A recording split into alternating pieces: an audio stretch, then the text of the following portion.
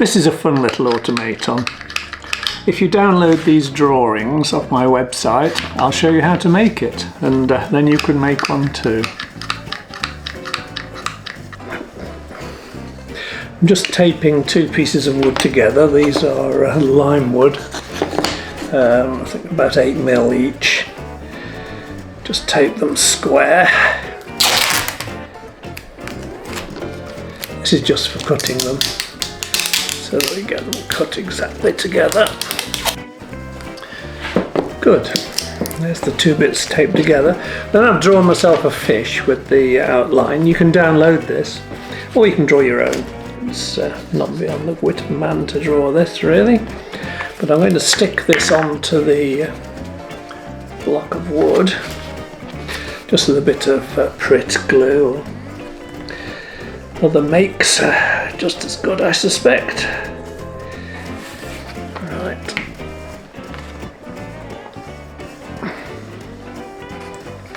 Leaving plenty at the bottom. What I'm going to do is cut the top of the outline and then cut those lines down there. I'll go away and do that. Before I do it, I'll just tell you why I came to be doing this project. We went visiting relatives. One of our relatives, Matthew, had made this amazing fish. As you can see, it's a pike made out of a big piece of found timber with ceramic attachments to it. I think it's amazing, an amazing piece of work. I'm really into fish, but I've not made many. I made the sardines, and you can find a video showing you how to do that. And I've also in the past made goldfish.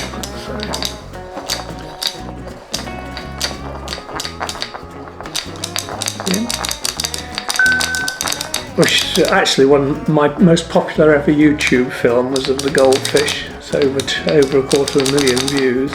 What I want to do is redesign this. This is actually quite difficult to make because you need a lathe to make the drum that's got the magnets in it.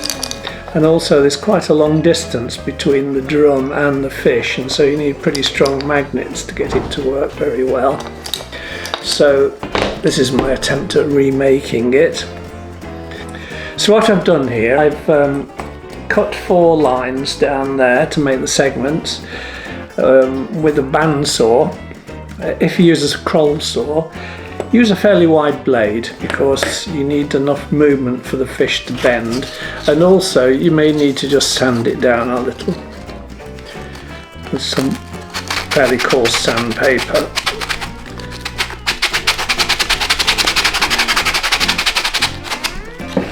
Just to give it wobble room. As you see, I've also got 2 holes there. These are 6mm holes because I'm going to put neodymium magnets in them. They go through just the one layer of wood. If you've got different size magnets, you need different size holes, obviously. Similarly, this is a 3mm hole because I'm going to use 3mm brass rod to hold it onto the base. Maybe you need to use an 1/8, but use a drill that's according to the size. So now we've got the 2 halves. I just want to, that one is fairly clear there, the lines, but this side, when I take it apart and glue it with some cloth in, we need to make sure that it's registered right. So I'm going to put some pencil lines so that I can see that they're in the right place. Okay, what I've done here is I've made 4 cuts with the bandsaw. You can do it with the scroll saw, but make sure you use a thick blade. Also, it's a good idea to give it a sanding to make it even wider if you can, because this is going to flex the fish. I've already sanded these, most of them. You see there's 3 holes. I've got 2 6mm holes there to hold 6mm neodymium magnets, depending what size your magnets are. Depends what size you make your holes, obviously. And this is a 3mm hole. Maybe you need to do a 1/8 one. That's for the pin that holds the fish onto the base. Good. I've also now, as you can see, we need to take it apart and put some cloth in between. So we've got to keep these parallel to make sure that it still moves. So what I've done is made some pencil marks this side just to make sure it's fully registered when I take it apart. So let's just stole a bit of cloth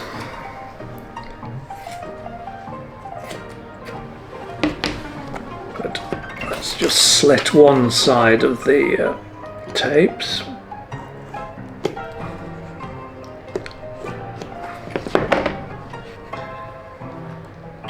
Right. Now what I'm going to do is put glue on both sides and then sandwich the cloth inside. Just get that in the camera there so you can see what's going on. So what I don't want to do is I need to put enough glue on to stick the cloth, which soaks it up a little. I'll just put some on the sides there. But I don't want to put so much on that it clogs up these holes, so I'm going to just put it on in my fingers.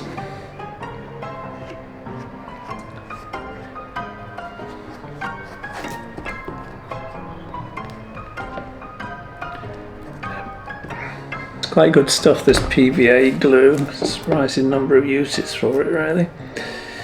Right then. Dip in the finger, it just peels off afterwards. No problem, I got a bit of a lump there. It's very important that this sticks to the cloth, otherwise the whole fish falls apart. Right, so put the cloth in, press it down, put the other side on. Good and tight, make sure we've got those pencil marks registered there.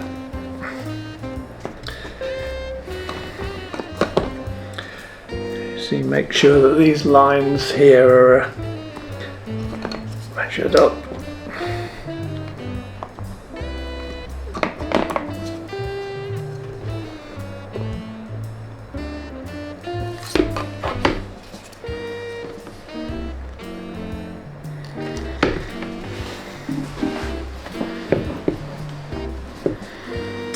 Now I'm going to leave that overnight to set because it really does need to be stuck before I do any more to this fish. In the meantime, I'll just get back to Matthew's fish, which I think I was thinking, and there's two ways of using wood for your automata, for any artwork really. The way I use it is I use it as a material. It can be a very decorative material, but also I use it just for its construction properties, and it's the way you can work it. But you can use it as a found material. You can use the actual piece of wood as the artwork, but I think it takes a fantastic imagination to be able to do that. For instance, with this pike, to be able to see that there's that dorsal fin there at the back that fits on that little branch that goes up. I think it's absolutely wonderful, really, how the wood just makes the piece like that. With automata, have you ever seen Robert Race's work? You probably have. I'll put a link just in case underneath, but he uses a lot of found wood, quite often small pieces, otherwise big ones, but even things like old brush heads and things. And just amazing the different creations that you can make out of these, if you can just see it within the wood to start with. It's not a skill I have, or at least I haven't tried it yet. Perhaps I hope to have a go sometime. But take a look at Robert Race's work, it's also amazing. I'll leave a link to Matthew below as well, so if you want to contact him to make a commission, I can give you the contact detail. Okay, it's nicely glued now, and what I've done, I've cut as much of the outline as I can out without cutting the base, so it's still rigid. Got to keep those three. I'm going to shape it next, and going to hold off cutting the bottom off till as long as I can, because it just makes it so much easier to shape. I'm going to find the outline now. What I'm going to do, I won't bother sticking it, it's a bit tricky to stick it on, but just rough it out on the top here. So I'm just going to rough out the outline on the top here.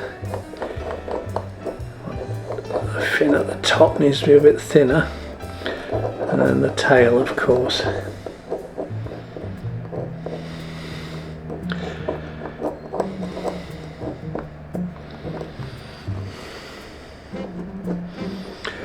Good, so got the outline, so that could be the sawn with the band saw. I think what I'll do actually is I'm going to I'll band saw off these bits here, and then I'll do the rest on the belt sander. You could also do it by hand with the carving tools.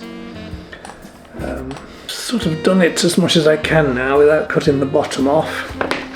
So I'm going to refer again to the drawings and just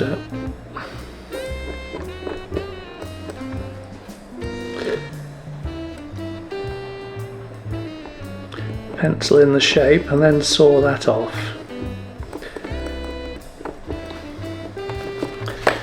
And I'll back to you again. Right, got the bottom off. Still needs shaping, as you can see, but there's a bit of wobble on it. It's going to need loosening up quite a lot yet. There's quite a bit of glue in the joints, but a bit of a wobbly fish. So now I need to finish shaping it and carve the rays in the tail and things, but we're getting there. So I've carved my fish now. You have to be really quite careful with it once it's wobbly. What I've also done is cleaned out the cracks. Probably, in retrospect, probably been better using a thicker saw blade, because it was difficult to get enough flexibility into it. What I've done is cut down and cut out a little bit so there's less cloth in between. So I think it'll work now. But anyway, it's giving you the principle, isn't it? So I'm going to paint this one. Paint him orange, goldfish I think, and then and at the same time I'll cut out the other parts and then show you how they all go together and how thick they have to be, etc. I've now cut out the base, and also this spacer, so put those there and drilled the hole in the bottom there.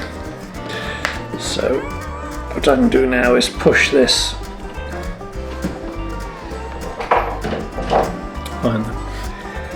find the pliers, just push that in there. So I've also made this magnet holder. As you can see, I've glued the sure that's in the picture, sorry.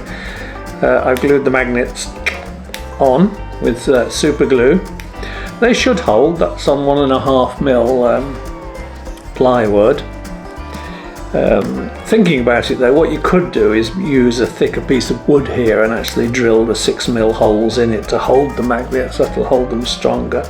Got a hole slightly bigger than the 3mm, this one's 3.1mm. So that is going to fit over there, and then it'll move backwards and forwards, and as it goes under the fish, the magnets will push the other magnets up.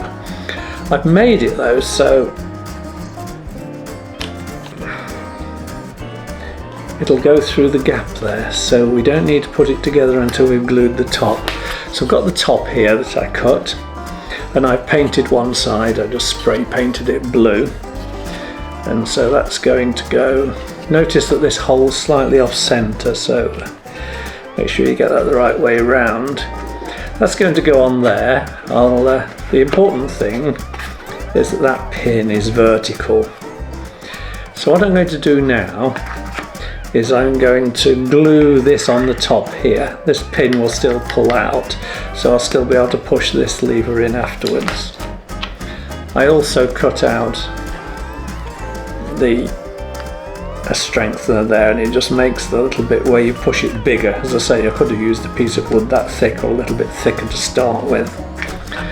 The important thing is that this gap is just slightly bigger than the width of the magnet and here, so that there's not too much movement up and down. The magnets are pretty close to the top. So I'm going to leave that pin in place. Find the glue.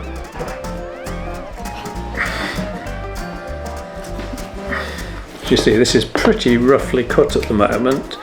The inside doesn't matter so much, the outside's rough, but I'm going to sand that off to be flush with this once it's glued.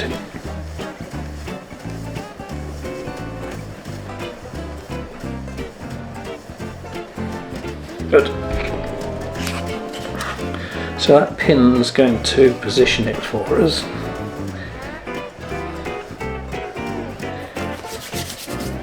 Get glue on the top if I can help it. Push that down.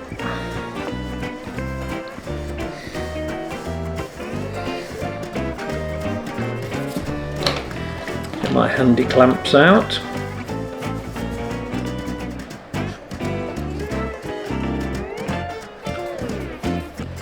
Put some glue on it now. It'll just be underneath the fish, so it needn't worry.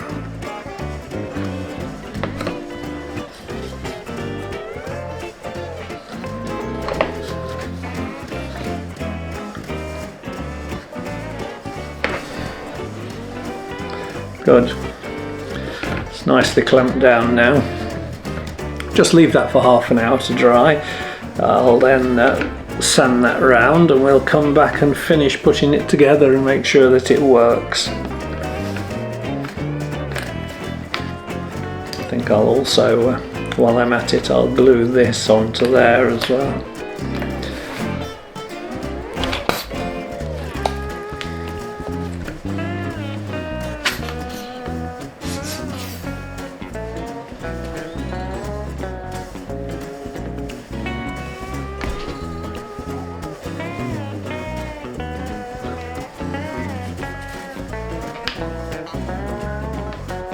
Quite nice, this little bit of, sorry, that's in the way, little bit of lace wood. It's quite decorative. You'll notice that on the diagram showing the placement, this one is actually not in the right position. It should obviously be along there.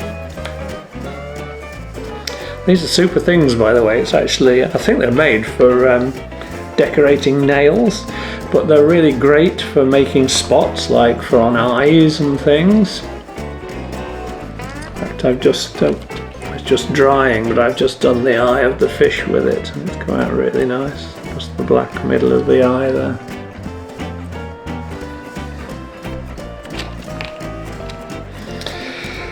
Good. So I finished all the parts now. The base has turned out very nicely. I've sanded it down around the sides. Nice job, paint on top. I found I had made one mistake though. There's the fish already with his magnets in place. Don't forget the magnets have to be opposing between the top and the bottom. But when I test fitted the fish, I found that the head magnet, it was a little bit too close towards the axis there, so I had to move it, and it was amazingly difficult to take off. In the end I had to try hitting it with a chisel to dislodge it, and that actually split the magnet and left a little bit of the magnet behind, so it took quite a bit of taking off. So this super glue is really super glue. It really holds them in place. Amazing, really. I was really surprised.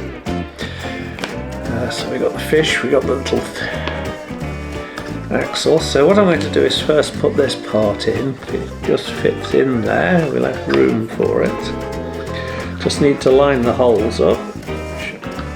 Not too difficult. Push it through. So now we've got quite loose, but not a lot of riddle room. It's quite close to the top. Now we just need to put the fish in place.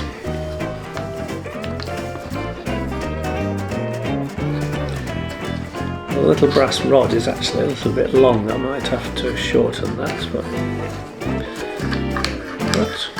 works pretty well. I'm not going to glue it for now because I want to take it apart again and varnish it, but that's for the sake of this exercise though, it's working nicely. Have ourselves a flappy fish. Have a go at making it.